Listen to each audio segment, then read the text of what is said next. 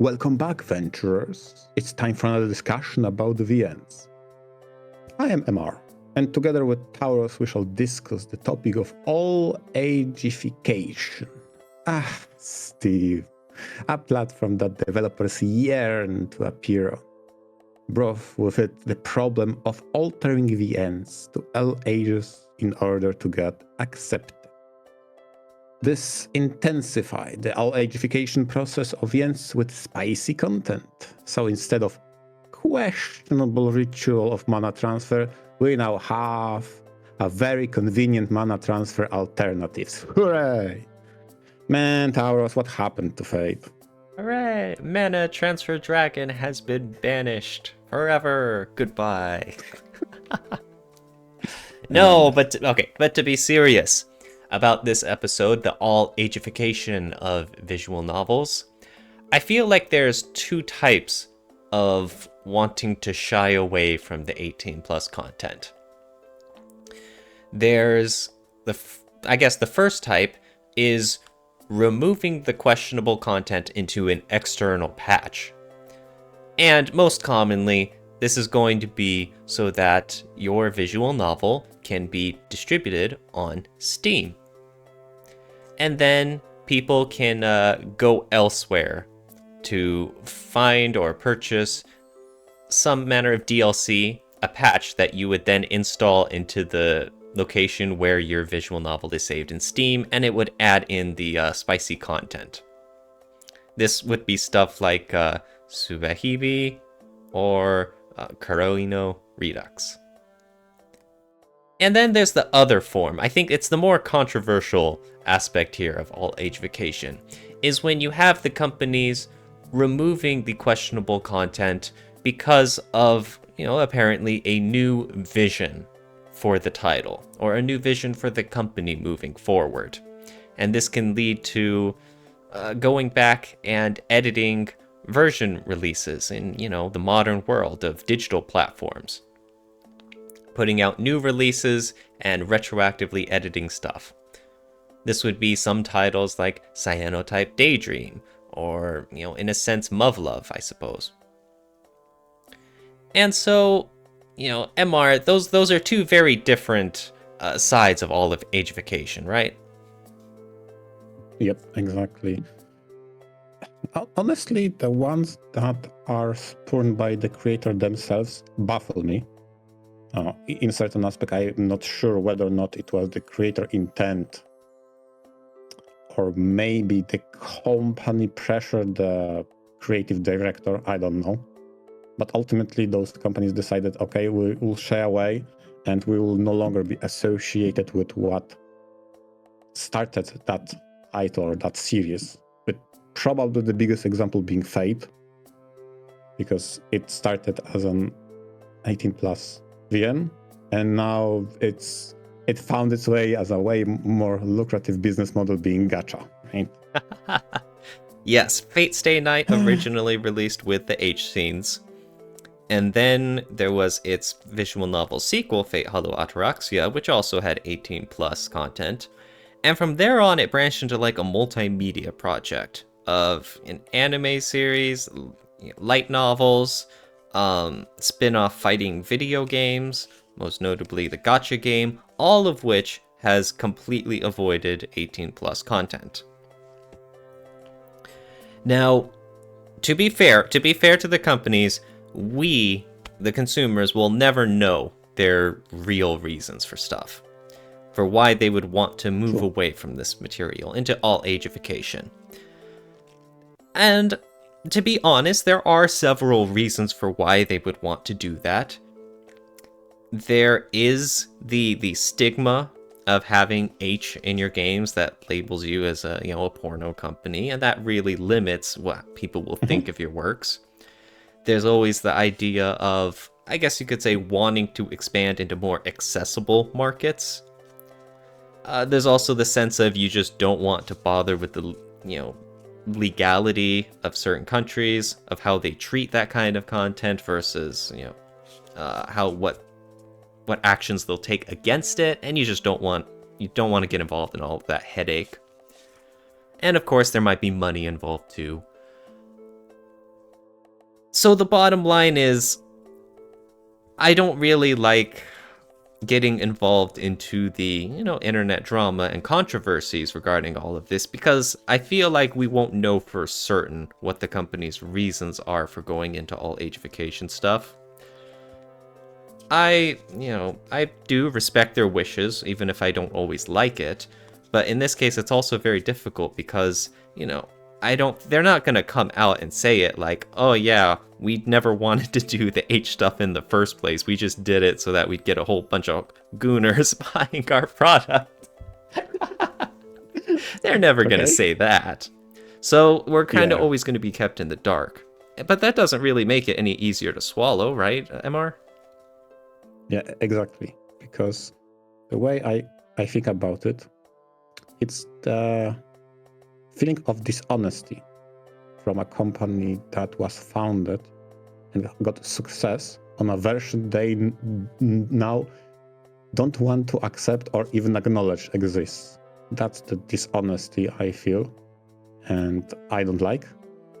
Now, whether or not the company over years shifted the focus, again, let's explore the fate, and found gacha model to be working way better for the purposes of their company, and by proxy, the new titles don't even bring up that kind of spicy and questionable content in order to be on a more accessible market. I understand all of that, and that's fine. It's the moment you bring forth the original, the remaster, the one that started it all, and say, oh, what spicy content? We never had those. They rubbed shoulders to transfer mana. That's how they did it. Like, you see my point, right? That's the point of dishonesty I really don't appreciate. Dishonesty is, that's an interesting term to throw around. And, not just you, but what you usually hear from fans whenever this kind of topic comes up. Is the dishonesty part more them completely turning their back on the H stuff? And I mean, because, for example, there's the Taimanin series, which is another huge, sprawling multimedia franchise that oftentimes includes H, but not always.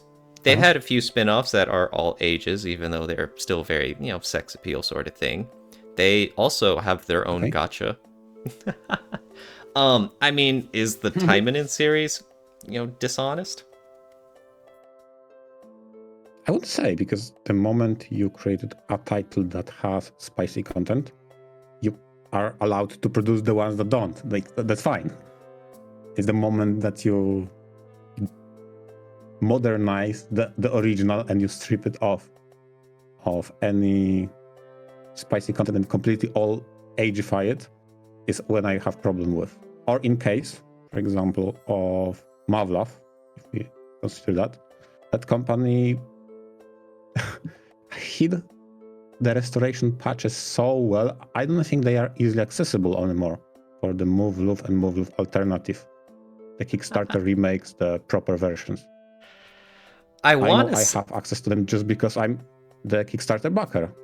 Yeah, I want to say the Kickstarter backer, I don't know, you should come have those easily accessible. The restoration patch was only accessible as like one of the, either a stretch goal or one of the tiers of pledging for the Kickstarter, and I don't think they ever made it available after the fact, like to the general public on any sort of storefront.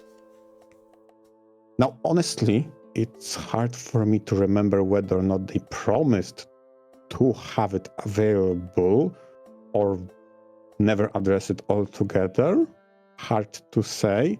But then again, over the course of the Kickstarter and few years after that, the IP holder switched hands so many times, it's hard to keep track of, honestly. Dear. Yeah, their situation's a mess. I just... yeah. Although, going back a bit, I am actually, surprised to hear that your idea of the dishonesty is only when the company goes back to, I guess, re-release that original, but with the changed content to get rid of any H or objectionable stuff they don't like. And I wanted to ask you also about, well, does it matter if the original is still, intact, if you know where to get your downloads from? Because usually, for example, you have something like the original Fate Stay Night. And there's the remastered version, the Real to Nua, which comes with all sorts of bonus features and improved graphics and new scenes and all of that. But it also includes replacements for those H scenes. And in a sense, this is what you're describing about that being a betrayal of wanting to get away from that stuff, like a dirty past. But the original Fate Stay Night still exists too. You can find downloads on it. It's archived in the internet history. Does that change any of your opinions about it, knowing that the original still exists out there if that's what you want? Depends. You say it still exists out there somewhere in archives. Yeah, but is that out there somewhere upheld by the company or by people who archive game and make it their priority to not let go of the past and preserve the games? Because I'd hazard a guess that they didn't really publish the old Fate, or at least not promote it to the same degree as the remake. Okay, so I mean, still, the issue is not so much the product itself, but it's, the company's intentions. Yes, I'd say, yep, exactly. Okay. And, I don't mean to grill you about this, but it's just that there's interesting topics about this. Is this kind of dishonesty only applicable for, H content? Because you look at Square Enix, for example, Final Fantasy 1 has been remastered and re-released, like, I swear, like, over a dozen times over the many years since it was first released on the NES. It's been on all sorts of different platforms, and every time, they tend to make tweaks to it, whether it's just simple as fixing the bugs or adding new content, to where some of the re-releases, they've completely overhauled the magic system, and combat as well, to the point where you look at, like, I think there's a version of Final Fantasy 1 on mobile, on the Play Store, and, some people could even claim that it looks almost nothing like the original Final Fantasy 1 at all, after all the graphics overhauls, and the new battle system, and the variety of different spells, and the completely, renewed endgame. So what I'm saying is, when you have something that's been making as many changes to the original as that, is that, the same reaction to you? Funny enough, I would say so. That if I have a title game, let's follow your example. You went with Square Enix. I have something that is more closely to my heart, is Binding of Isaac. It's a roguelike that had many updates over the course of the year. And if you were the original buyer that played the game and loved it, then after a couple of years you installed the game again without any purchases done, the game had so many changes, it's not the same game.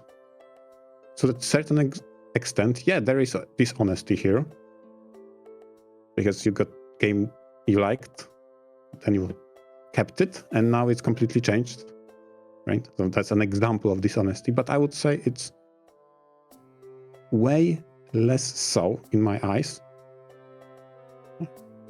way less dishonest than clear alteration in the story, because for better or worse, cutting content from 18 plus VNs do alter the story. How you can now say meaningfully or not, it's all subjective, honestly. I'd say in a game that tends to showcase romance as an option and has a reputation of being overtly explicit in presentation, you kind of want to follow the show don't tell principle, okay? In that case, since you had that content, now you don't. I mean, why is it? Now we go back at the start of this episode. You mentioned two approaches. someone who fragmented the content made an all ages but patchable, right? So in a way that resembles smuggling contraband, you bring out your external patch onto Steam and you restore the game to how it was meant to be, because that was the original vision. And I feel like that's not dishonest. That's kind of playing the game the Steam wants you to play, however harsh it may sound. But the approach and stance in which you distance yourself from the origin, from the root, from your, let's say, the Gunner beginners, even I can say it like that. Like, that's weird. That's dishonest, and I lose respect for those developers. Imagine if Sayori, the creator of Necopara, said, oh, the Necopara was all about cakes on the display, the patissier aspect of VM, and then removed the spicy content and made the Necopara Ultimate. All games in one, but none of the spicy content. Like, what? How dare? That's so dishonest. That was not part of what made mass appeal of Necopara. However small the 8 scenes were part of the appeal, they were part of the appeal. And Sayori herself, as a creator, created spin-offs that didn't feature any R18 content. So this also ties back to what I said. You don't necessarily need to follow all the time into, again, we can use that jokingly, the Gunner route. You can make spin-offs. You can make some stories that are more generally accepted with a wider spread appeal. That's fine, as long as you're honest about what you're working with and you're honest with the fans, because I think that's what ultimately matters. Yeah, I do agree. Honesty is important. I do think, though, that you started touching about, honesty and their vision and how they want to release the product. I think that gets into a lot murkier area than a lot of people first assume. True. Because for one thing, there's usually an assumption that the finished product is the director's vision. And that's not exactly true. It might not be true. Yes. You're right. I mean, we see this oftentimes with movies, how later times you get director's cuts of how the director actually wanted it. Yeah. Other times, to make this about fate again, much later, there were, some interview answers and some weird product releases about Fate Prototype, which was Nasu's original vision for Fate, which was very different, had many very different characters and settings and encounters, until it was edited and revised in time into what was the original Fate Stay Night. And so again, you could argue, what was his original vision? Was it Fate Prototype? Was it Fate Stay Night? Was it something else? We, looking from the outside in, don't really have that privilege of saying what the director's vision is. I think we can sometimes take them for their word, and sometimes we can take products at face value, but I do think there are many pitfalls involved in trying to determine what is quote-unquote best for the original work's vision. Not to insult anyone who really cares about this stuff, because of course that's important. I just do think there are many pitfalls, and I don't think it's as simple as many people make it out to be. But you touched on a very important point, because this becomes very complicated if you consider the argument of a vision being decisive. And I think the argument of vision should be part of contributing factor when discussing that, for sure. But going back to the idea of a product delivered, right? The moment you start cutting away at what was delivered, I feel is dishonest in whatever form it may take, be it in a cut content that hasn't been ported over, because, I don't know, the translation company took the all-aged version and only translated that, right? So left out the problematic part completely out. Or when you make a remaster or publishing your old work but without anything that could be questionable, I feel that's dishonest because there exists a product that was more complete and more full in comparison to what you delivered. And I find that dishonest. Even if it aligns with the vision of or maybe original intent, still there exists a product you did not completely port over. And I don't like that, honestly. Mm-hmm. Hell, with the Fate debacle you say about the original creator saying that had more characters, etc. Wasn't also that the case that at some point it was heavily considered to have 4 routes to more align with the 4 main heroines? Maybe the answer is not we need less Gunnar thing, but we need more. See? We need more. We need the Ilya route now. We need more. More routes, more content, more CGs. Exactly. Yes. We need more. Yes, I do definitely agree. Despite, what I said earlier, there are definitely ways for the creator to seem like they're being dishonest. And so I do agree, and that does suck to experience as a fan. Of course, you have something cool that you were looking forward to, and not only is that door closed for the future, but the past is also ripped away from you. That does suck. That's awful. Yeah, exactly. I have a question to you also about the dishonesty. One second. There's one more point I wanted to tie into because it follows from something you said. Sure. Yeah. I mentioned before, we talked a bit about how you could have the original versions and then there'd be remasters and then, that would change stuff, but you'd always have the original to fall back on. But you also mentioned something I wanted to bring up, is that what happens when there is no more original? When that part starts getting overwritten, like you mentioned with the Binding of Isaac. And, that same double-edged sword of having a modern internet connections and the very flux nature of everything, where you can have live service games being constantly patched, updated, balance changes. But the same could feasibly go for visual novels as well. A while ago, there was a huge controversy with Skullgirls, because they did something in that vein. They had a big, I guess, remaster, anniversary edition, something or the other, and they changed parts of some characters' backstories and some of their character designs and stuff. And in this case, though, there isn't any original to fall back on unless you do some funky stuff with, like, private servers or something. I don't even know if that's possible.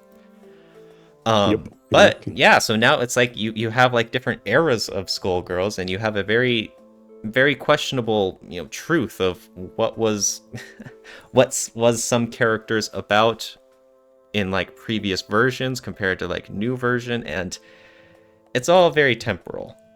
And that does add another huge wrinkle into what visual novels could become, like you mentioned. Yeah, and I loved Skullgirls. I played that game since the version 01. And now I don't even want to go back because I don't know if I would go back to the same game I left it at. That's rough. And again, it's a double-edged sword. In some cases, this can be beneficial because if you release a video game and it turns out one character is OP, and then you don't want to play a fighting game where you have to agree with your friends to ban one character the whole time, that is not fun. Balance patches are a good thing to make fixes to the game. But on the other hand, that is a Pandora's box of anything else can be changed.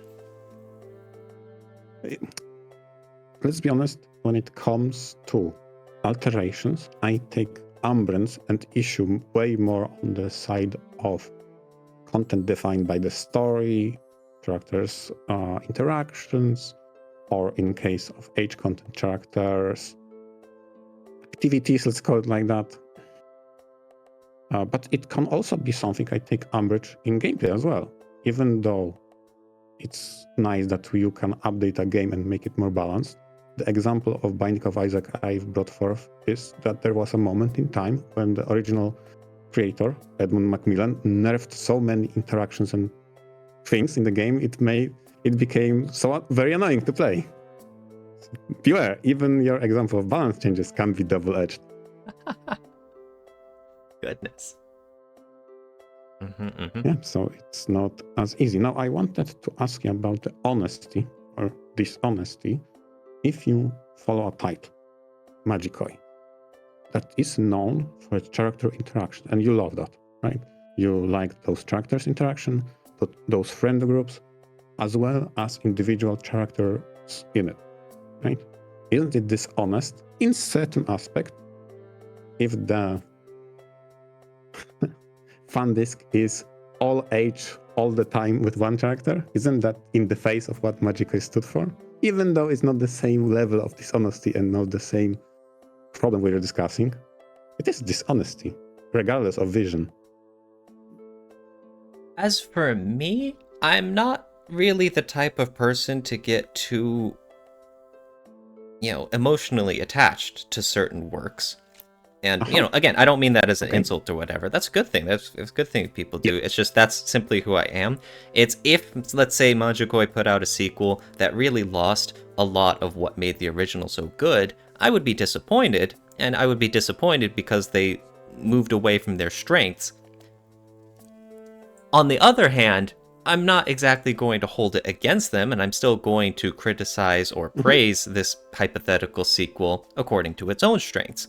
If, like, for example, Magikoi moved away from their comedy group character interactions and became an incredible, heartfelt character growth of the main character going through some huge struggles in life, and there's all sorts of tears involved, and by the end we're rooting for this character. Oh, I feel like I've gone on such a journey.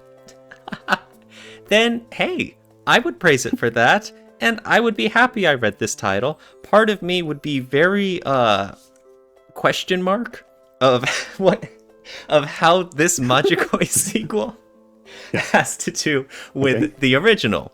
And part of me would be bummed out that I was expecting something and I got something completely different, but I'm still, like I said, I'm still going to criticize and praise it on its own merit. I'm not exactly going to feel betrayed that I got something completely different. I mean, maybe in a sense of false advertising, I guess. But even then, enough. Again, that's more of a, hey, you explicitly promised something and then you didn't deliver. I mean, in your case, MR, that would be a little different reaction, though? When it comes to new titles, I think I actually agree with you. Because then the disappointment may be even pointed inwards, because I'm disappointed in my own expectation, right? And the only dishonesty I can blame on the creators is it relates to how they marketed that and presented against what I got. So I understand that this is a different angle that we're discussing rather than all-ageification, which is hiding the fact that there is, let's call it for a moment, superior product out there will not give you. And again, I know it's subjective to call it superior, but maybe more complete. But for one reason or another, we decided not to grant you that, because that's not what we want to be looked at as a company. So we shy away from it. And I call it dishonest, because if that led you to success, why you're backing away from it? That's true. Now, I am going to answer your question, though, and I'm going to give, I guess, my spicy take here. Is that from a business perspective, I actually do support the all-ageification of titles. Because the way I see it, there is one pretty clear path for an indie creator to rise from nothing into something big. I feel like as an indie, you gotta start shocking. You gotta do something to make yourself unique, whether it's by having H scenes so that you can count on people checking it out for those kinds of interests. Maybe you have some kind of shock horror or some, really shocking visuals, la-di-da. You do something unique and shocking to grab people's attention. So then once you hook them in there, you can keep them engaged by actually creating, a quality product with like a great plot or good writing or interesting gameplay or something. And then people realize, oh, hey, this is a cool diamond in the rough. This has some cool stuff going for it. You can build up your brand like that with new releases to get some hardcore fan base, and then rise yourself up into getting more and more mainstream attention as your brand recognition grows and you can keep building off the success. And of course, to get that, you have to start moving away from the original stuff, and you have to do it gradually. You can have a few super sexual designs if that was your origin, or you can start toning down like maybe any guro into like more textual stuff along the way. And then many years later, hopefully when you have some good success for yourself, you make a remake of your original with all sorts of modern improvements and throwing a bunch of money into it. And then you clean up the plot. And then, of course, this gets a whole bunch of your original fans mad, but hey, controversy creates news. That's more free advertisement for you. And besides, all of the original fans who are, feel betrayed, like you mentioned, at least you still provide them that original. You still have that, original from a decade ago floating around that they can. I'm sure there are some people who will even create fan patches so that, like the Fate Real to Nua, how you can have the H scenes along with all of the other modern improvements too. And then for hopefully the vast majority of your new fans who don't care or, aren't as mindful of this, they get something modern. They can be like, oh boy, the original, we can check this out. And you can get yourself even more revenue and success. I feel like a few visual novel companies have already followed this process, and it's kind of hard to deny the success they've raised. Although, obviously, like I mentioned, this is a very cynical way of looking at success and business and treating your fans. I don't know if it's perhaps the morally correct way to handle it, but I do think that is probably the most promising way to become a big player in like either the visual novel scene or even any other field, to be honest. What do you think, Amar? I cannot deny that there are benefits to following such a strategy, because they are, right? To a certain extent, there can be also a survivor bias that you're using, meaning there are success stories of using the strategy that survive despite betrayal of the fans, while not mentioning how many other projects would have completely failed and flopped when the word spreads around that this is a game about run and gun. Then you play the game and all you do is run in circles. There is no gooning involved. How about that? And now you feel betrayed. Where's my gooning? So, yeah, I think this can work. This can be a very valid strategy and can work from the cynical and pragmatic standpoint of, I want to get big or in whatever manner possible. But the moment you turn your back around fans, you will test the reputation and good word and goodwill you've created now against the newcomers and the bad mouth from the old veterans that you create. So I don't know. It's a gamble. It can work. I cannot deny its success for those that made it work. I mean, come on, Move is going strong really hard recently, and they distanced themselves from all manner of age tremendously, to the point in which I think it's near impossible to get a hold of Altered Fabled, which was the original fan disc, spicy content. I think this is pretty much lost media. I don't know where to find that. For scientific purposes. Oh boy, that's the direction they're moving. No, because... Although I do want to say that although there is the issue about, yes, in a sense you are turning your back to the original fans, you still have to have good plot or writing or gameplay. Like you have to True. you have to actually be good in some way. Otherwise, yes, you need a you have redeeming quality. nothing to fall back on and nothing to get new fans. And then, of course, yes, you will drown under the criticisms. Yeah, exactly.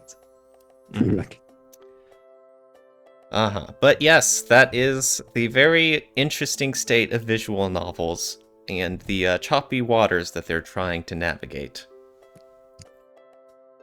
Yeah, it was an interesting episode, and we're gonna end it now.